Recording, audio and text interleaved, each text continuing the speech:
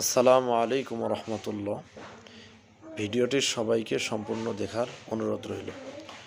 আমার সাথে একটি ঘটনা ঘটে গেছে, শুনুন তাহলে। এবার আমার শ্বশুর বাড়িতে 40,000 টাকা রবিবার রাত্রে চুরি হয়ে গেছে।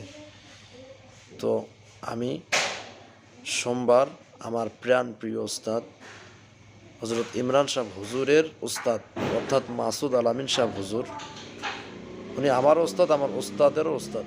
তো হুজুরকে ফোন করলাম, হুজুর এরকম ঘটনা। তো হুজুর একটি আমল দিলেন, আমলটি প্রয়োগ করতে বললেন, আমি প্রয়োগ করলাম। আল্লাহর কি অশেষ রহমত,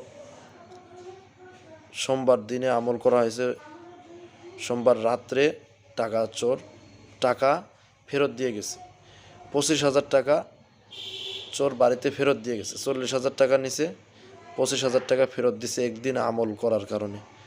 তো আমি এই ঘটনাটা বললাম উস্তাদকে খুশি করার জন্য না, খোদার কসম, এখানে আমি একটা কথা যদি উস্তাদকে খুশি করার জন্য এবং উস্তাদের সম্মান বাড়ানোর জন্য বলে থাকি, আল্লাহর কাছে আমার জবাবদিহিতা করতে হবে।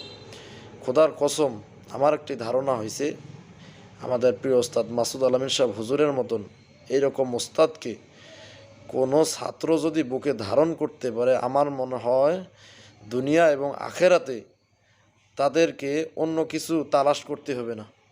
আল্লাহ তাআলা আমাদেরকে এরকম যোগ্য উস্তাদ ধরার তৌফিক দান করেন, আমিন।